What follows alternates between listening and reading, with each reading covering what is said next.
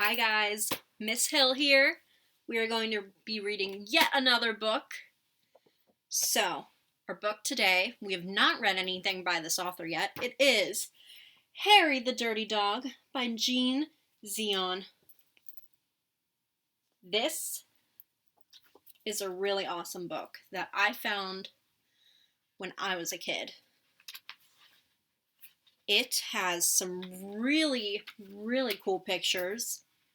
And it has a really interesting story. So while we're reading this, think about how each of the characters feel and think about how the characters are impacting the story. What would happen if the dog didn't do something like this? What would happen if the other people didn't react the way they did? So think about that while we're reading this story, okay? We will get started. This is Harry the Dirty Dog. Harry was a white dog with black spots who liked everything except getting a bath. So one day when he heard the water running in the tub, he took the scrubbing brush and buried it in the backyard. Then he ran away from home. Oh no, do you think that was a good idea? He played where they were fixing the streets and got very dirty.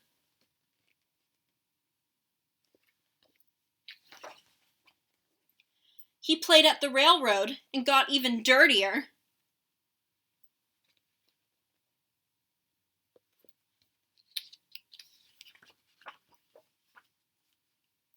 He played tag with other dogs and became dirtier still. You can barely tell which one is him anymore. He slid down a coal chute and got the dirtiest of all. In fact, he changed from a white dog with black spots to a black dog with white spots.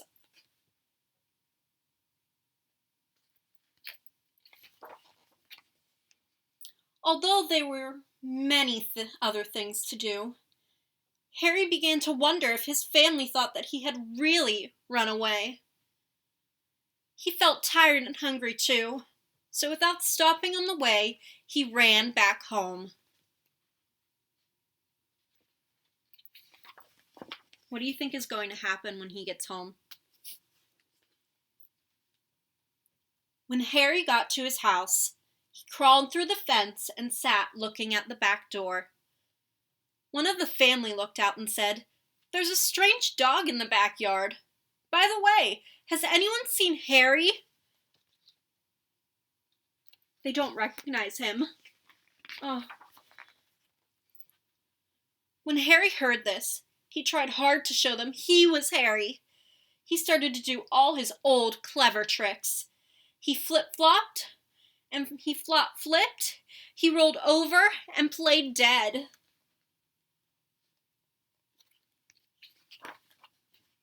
He danced and he sang.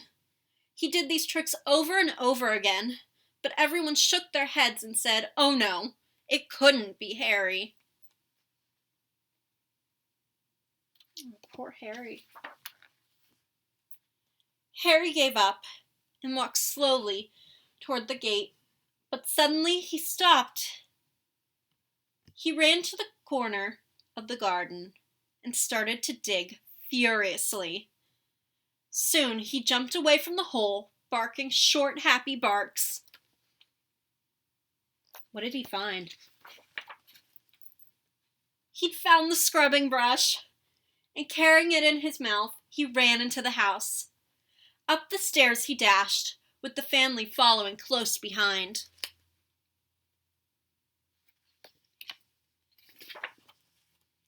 He jumped into the bathtub and sat up begging, with the scrubbing brush in his mouth, a trick he certainly had never done before. "This little doggy wants a bath," cried the little girl, and her father said, "Why don't you and your brother give him one?" What do you think is going to happen next? Harry's bath was the soapiest one he'd ever had. It worked like magic.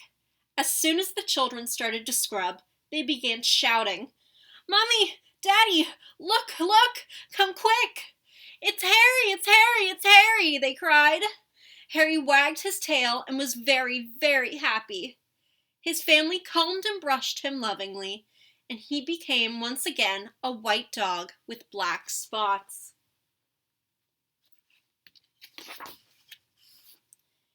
It was wonderful to be home. After dinner, Harry fell asleep in his favorite place, happily dreaming of how much fun it had been getting dirty. He slept so soundly, he didn't even feel the scrubbing brush he'd hidden under his pillow. So that was Harry the Dirty Dog. I hope you really enjoyed this book. And remember, think about how the characters acted in this book. How would this story have been different if Harry never got dirty in the first place? I don't think it would be called Harry the Dirty Dog. How would it be different if the family didn't recognize him? So think about that for my kiddos when you do your comprehension questions, okay? I miss you. I hope you really enjoyed this book because I loved it. And I hope you're all safe. I hope you're all happy and doing great. Bye, babe.